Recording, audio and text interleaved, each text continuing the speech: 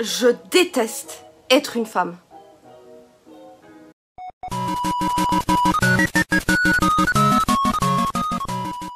Salut tout le monde, j'espère que tout le monde va bien. Hein. Moi, c'était pas trop ça ces derniers temps.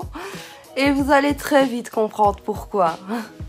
Voilà, donc il y a un mois, je sais pas si vous avez vu ma vidéo sur le bilan de mon déconfinement 2, parce qu'il y en a deux, de mon confinement, pas déconfinement. Bref, on s'en fout.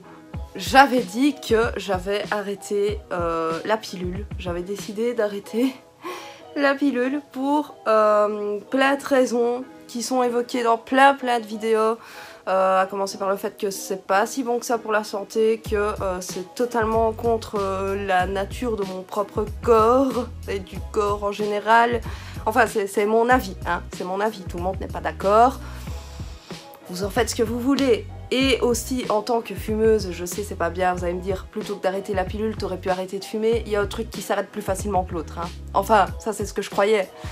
Je m'étais bien évidemment renseignée, ça faisait plus d'1 an que j'envisageais la chose, donc après discussion avec mon copain, m'être bien documenté, tout ce qu'il fallait, je décide le 26 avril d'arrêter la pilule.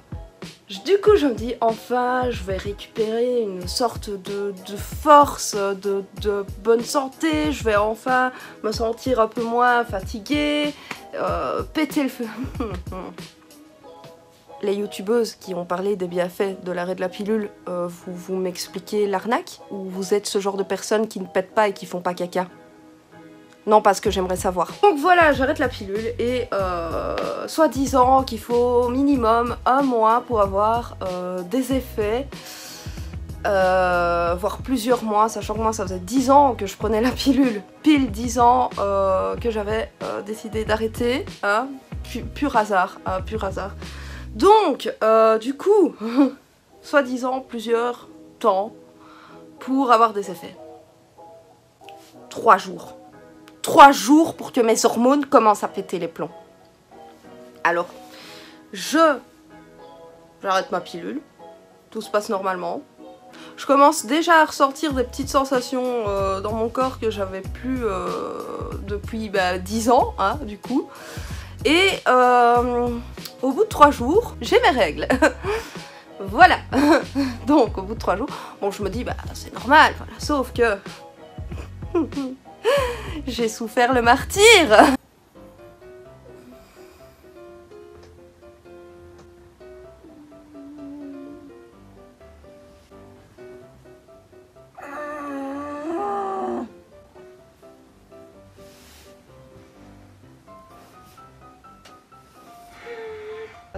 Merci Dame Nature. C'était extraordinaire. Alors mes journées se sont passées particulièrement... elles ont été pénibles. Voilà. Et puis il y a des moments où tu devais quand même t'y mettre, hein, avancer dans ta vie, faire des petites choses, monter tes vidéos, voilà. Et je me retrouvais souvent dans ce genre de situation. Bon, ok, on s'y met au travail. Ah, c'est pas possible. Ah non, non. Ça va? Ouais, non, ça va, je gère. Je gère. Je veux pas dire, mais t'es en train de mourir de décès, là.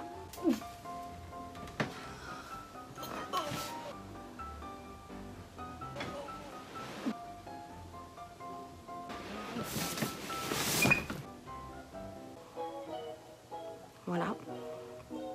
J'en suis même arrivée au point que j'étais en larmes au téléphone avec la mère de mon meilleur ami, hein, qui essayait de me donner des astuces. Écoute, est-ce que tu as du Buscopan? Non, j'ai pas. Est-ce que tu as un Perdo Fémina? Non, j'ai pas. Est-ce que tu peux éventuellement prendre des compresses, mettre du curcuma dedans, compresses chaudes et les... J'ai pas de curcuma, j'ai bladé d'épices mais j'ai pas de curcuma. Une bouillotte, alors j'ai pas de bouillotte mais j'ai mon mouton chauffant qui est juste là. Donc du coup je suis pas fan de mettre de la chaleur sur son ventre parce que ça peut être dangereux, hein, faut le savoir, arrêtez de faire ça. vraiment cas d'extrême nécessité. Mais bon, moi comme ça tiraille plus dans le dos que dans mon ventre, ce que je faisais, je le mettais dans mon dos comme ça. Alors bon, autant dire que j'ai énormément souffert. Les migraines, bah, ça allait, évidemment les hormones complètement perturbées. Hein. Et du coup, je souffre littéralement hein, pendant 3-4 jours. Après, bah, les migraines, elles continuent un peu, soi-disant qu'on n'a plus de migraines.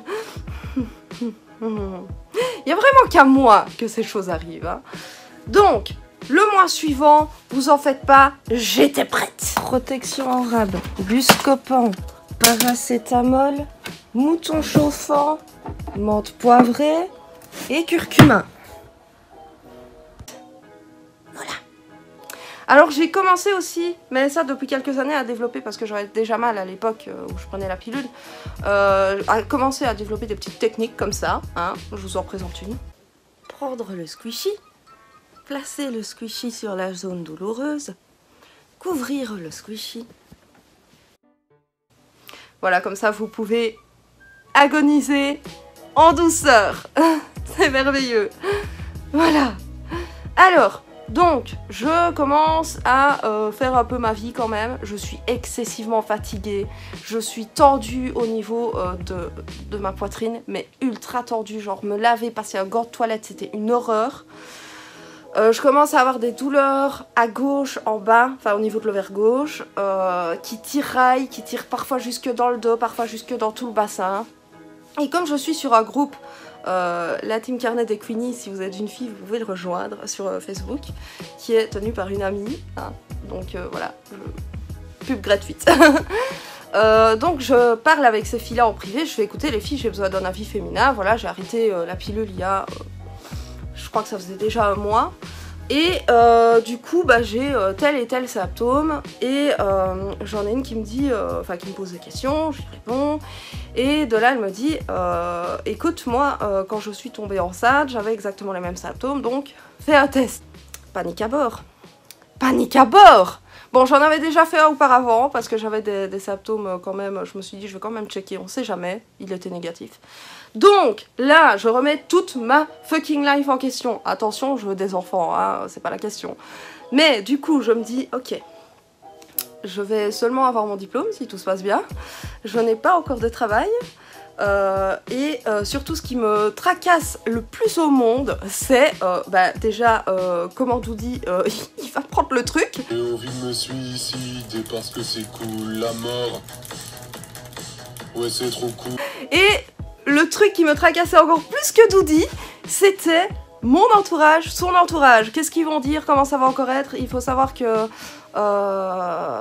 avec son entourage, ça a été quand même assez tendu quelques temps. J'ai déjà pensé à faire une vidéo là-dessus, mais j'ai pas envie de faire ma connasse en fait, parce que ça a été vraiment tendu. Maintenant ça va, hein, ça va, mais j'avais quand même très très peur. Donc du coup, là j'ai fait tout un cheminement de pensée de malade. Je me suis remise en question sur plein de choses et je me suis dit, bon, qu'est-ce qui te tracasse vraiment dans cette histoire? Ton mec, ce qui est un peu normal hein, en soi, et son entourage et ton entourage finalement, hein, parce qu'il n'y a pas que son entourage qui aurait pu péter les plombs.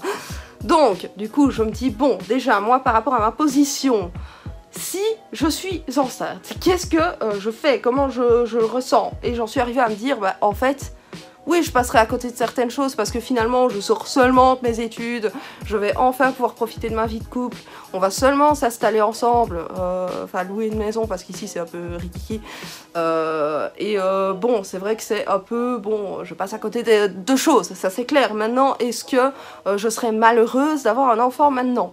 Est-ce que je suis incapable de pouvoir gérer un enfant? Donc là je me dis, bah il y aura des sacrifices à faire certes, mais dans ma tête je pense être prête. Voilà, donc une fois que j'ai fait le point avec moi, tout va bien, hein, c'est bon, un truc de pesé. Maintenant ça pose une conversation avec Doody.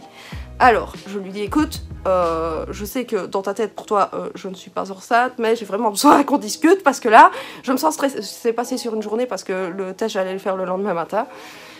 Voilà, j'ai besoin de savoir comment tu te positionnes, comment tu le ressens, parce que moi je tiens à notre couple avant tout, et j'ai pas envie de te rendre malheureux ou quoi ou qu'est-ce. Alors, Doody, le meilleur copain du monde. Donc il arrive à me dire, ouais c'est vrai que je déconne beaucoup là-dessus, machin, bon maintenant c'est pas trop le moment, maintenant il est là, je vais pas te détester, je vais pas agir différemment avec toi, et bon t'as vu comment je suis avec les animaux, je dis que j'en veux pas machin, et quand je vois un animal je suis, oh, il a vraiment fait ça. Bon, voilà, donc y a pas mort d'homme, et les enfants c'est pareil, surtout qu'ici il s'agirait de son enfant, machin.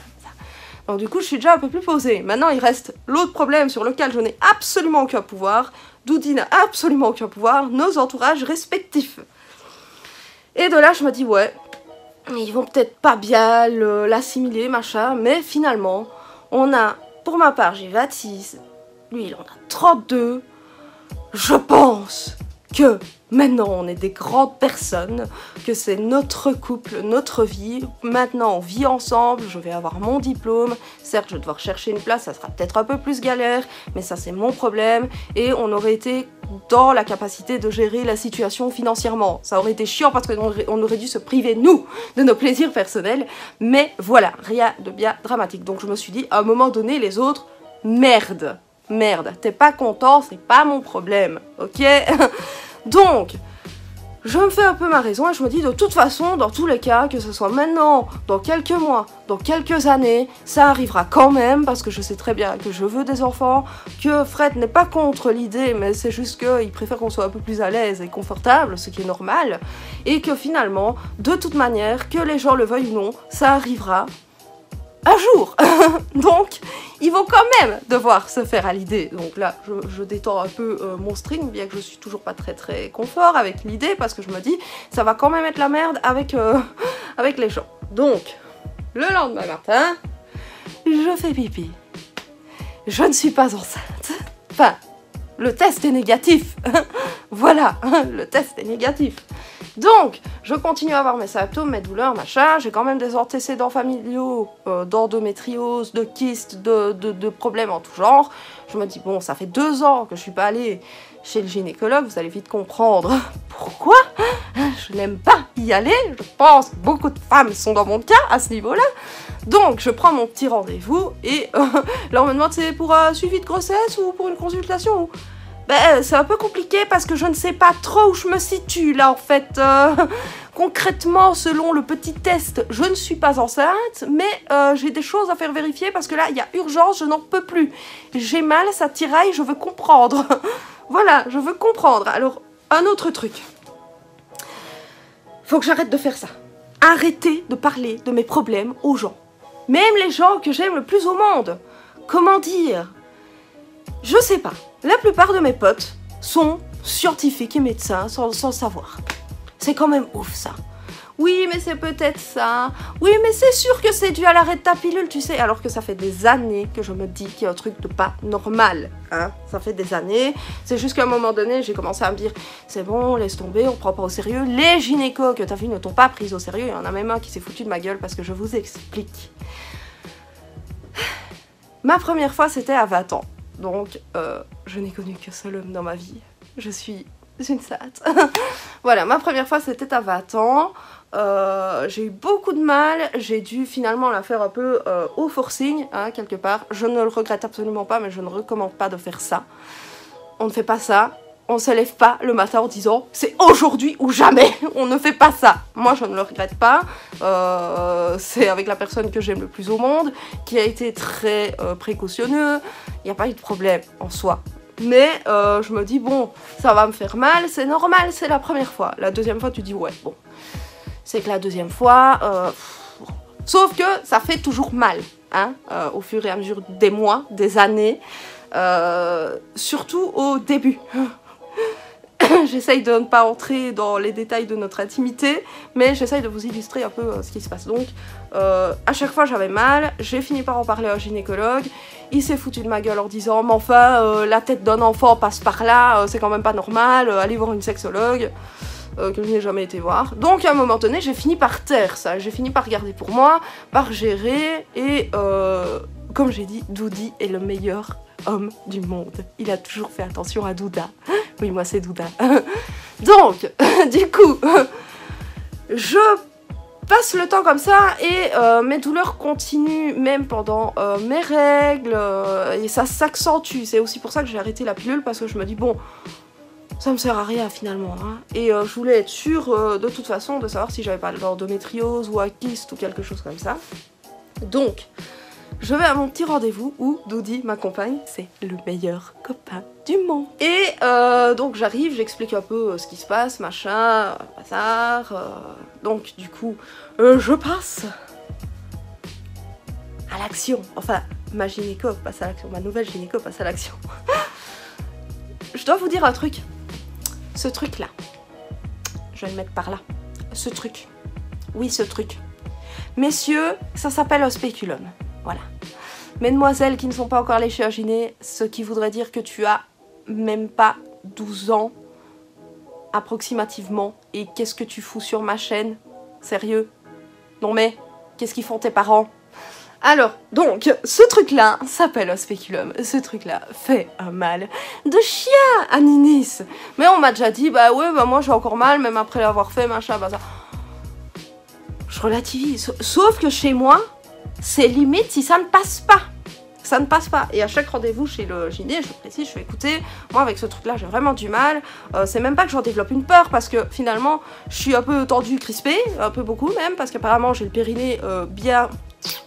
Pour accoucher, je vais rire, moi.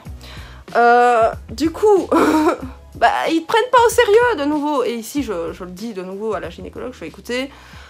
votre spéculum là, ça risque de très mal se passer. Vous risquez de ne pas y arriver, hein, clairement. Elle m'a dit, bah écoutez, on va y aller tout doucement, machin. Et franchement, elle y allait tout doucement, c'est juste que ça me faisait quand même mal. Et voilà la situation qu'on a vécue. Ah oui, pardon. On portait un masque. Ok madame, je sais que c'est pas facile, mais il va falloir se décontracter. Allez, ensemble, on va y arriver. Je vous jure que je fais ce que je peux. Je suis vraiment désolée. Non, non, là, j'y suis pas encore. J'y suis pas encore. Il faut décontracter les fesses, là. Parce que ça va pas aller. C'est bizarre, quand même, hein. Ou alors, vous avez l'utérus à l'envers et vous me cachez des choses.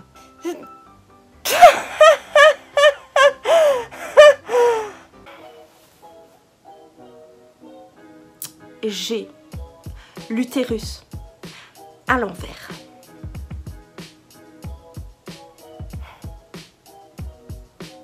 Ninis ne sait pas faire les choses comme tout le monde. Alors, je vous explique un peu comme elle m'a expliqué, mais je vais vous mettre un petit schéma. Voilà. Parce que c'est un peu compliqué. Même moi, j'ai pas compris au début, j'ai dû me renseigner. Mais au bout de 5 heures, je savais le truc. Hein, voilà. Donc, en fait, si vous voulez, votre utérus, si vous êtes une personne normale, vous avez votre vessie et l'utérus, il est reposé comme ça sur la vessie. Si vous êtes une personne comme Ninis, votre utérus, il fait ça. Et il est reposé sur le rectum. Voilà. C'est fantastique. C'est merveilleux. Pourquoi moi? Alors du coup, bah, c'est ce qui fait que j'ai plus de mal pendant les rapports, dans certaines positions, que le spéculum me fait un mal de chien, que mes règles sont plus douloureuses, et que, ah oui, et que je vais faire pipi très régulièrement. Voilà, c'est reposé sur mon rectum, mais c'est ma vessie qui... Voilà, je ne comprends pas la logique, mais bon, voilà. Admettons. Bon, du coup, je me renseigne, est-ce que ça s'opère, est-ce que... Voilà, et apparemment, il y aurait des ostéopathes qui, par la porte d'entrée, en appuyant sur ton ventre, pourraient le remettre droit. Mais le problème, c'est que ça peut prendre plusieurs séances, donc l'utérus, il peut reprendre sa position initiale, et je me dis, est-ce que j'ai vraiment envie de me faire torturer? Parce que là, après 24 heures, je le sens encore que j'ai un utérus, hein, parce que c'est très sensible, machin, et que vu que moi, il est mal positionné, bah ça fait plus mal. Donc, est-ce que j'ai vraiment envie de me faire souffrir, alors que je vis avec ça depuis toujours, et que maintenant, j'arrive de mieux en mieux à gérer, et que j'ai quand même le meilleur doudie du monde. Donc, est-ce que j'ai vraiment envie de me faire souffrir et de me faire replacer mon utérus qui va peut-être se redéplacer? Non, en fait non, je ne suis pas prête. Donc du coup, via la question de la contraception, bon, je vous le dis, je ne suis pas enceinte. Voilà, mon utérus est vide, il est juste dans, comme a dit mon meilleur ami, je l'ai dans le cul, quoi, littéralement. Enfin non, il est pas dans le cul, mais bon, vous m'avez compris. Donc, via la question de la contraception. Et elle m'a dit oui, effectivement, quand on arrête la pilule, ça accentue. Vous aviez ces douleurs-là qui étaient atténuées par la pilule, donc ça allait. Et vu que vous avez arrêté la pilule, les choses reprennent leur nature, machin. Et du coup, je me rends un peu plus compte que mon utérus n'est pas mis correctement. Donc, de là, elle me dit, est-ce que vous envisagez une grossesse? Je fais non, pas vraiment dans l'absolu. Oui, mais du coup, niveau contraception, du coup, nous, on est en train d'utiliser les préservatifs. Voilà. C'est peut-être pas très glamour, machin, selon certaines, mais bon, ça va, faut pas en faire tout un fromage, hein. Ça se passe normalement. Je trouve que les gens ont un peu pas mal exagéré les choses sur le fait que ça coupe les sensations, machin. C'est totalement faux. À la limite, ça diminue un petit peu, mais il faut arrêter, quoi. Et là, elle me dit, oui, mais bon, c'est pas très fiable, et je pense que si vos douleurs s'accentuent, continuent et vous handicapent, il va falloir revenir à une pilule. Non. Non, j'ai pas fait tout ce chemin. Je n'ai pas souffert, été en pleurs au téléphone avec la mère de mon meilleur ami pour revenir à la case départ. Non mais ça va pas ou quoi? Je viens de vous dire que je fumais un paquet de cigarettes par jour. Vous voulez que je fasse un AVC, une thrombose? Je ne sais pas moi. Non, laissez mon corps être naturel. Alors j'ai éventuellement envisagé le stérilet en cuivre. Mais avant même que je finisse ma phrase et que je dise que j'étais pas prête à mettre un enchat de torture, parce que, excusez-moi, mais ce truc-là n'est pas très... Ça fait pas envie, quoi. Hein. Donc, elle me dit, vous allez crever de mal. Hein, avec votre utérus, vous allez crever de mal. Génial, bon, on oublie ça, de toute façon. Et n'ayant pas très envie de reprendre des hormones, je me dis bon je pense que c'est un sacrifice à faire et voilà, peut-être envisager plus tard la surveillance de mon cycle si ça reste régulier. Ah oui, j'ai cette chance là, je suis toujours régulière. Mais bon, ça ne fait qu'un mois et demi.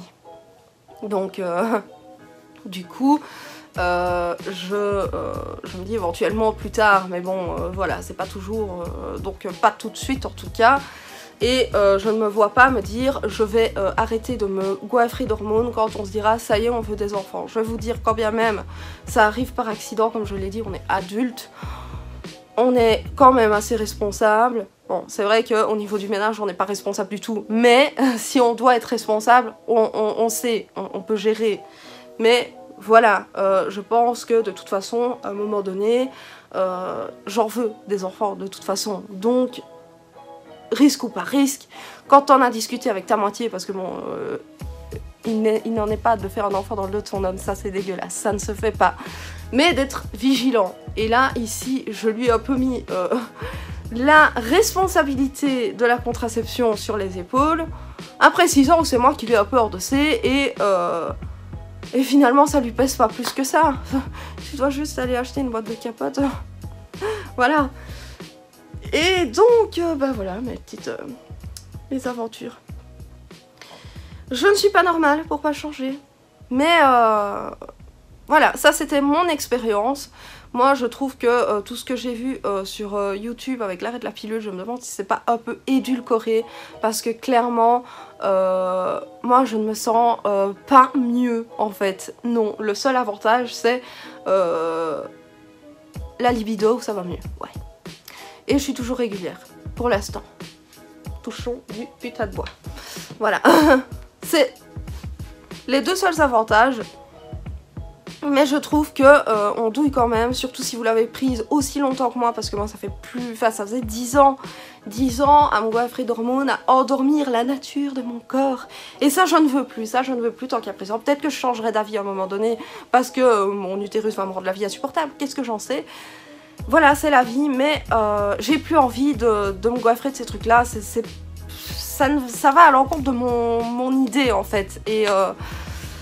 Et voilà, je pense que vous devriez aussi vous renseigner sur les raisons pour lesquelles d'autres personnes ont arrêté la pilule. Ça peut être très intéressant, mais ici c'était pour vous faire un petit peu part de mon expérience. J'y reviendrai peut-être s'il y a du nouveau, s'il y a du changement.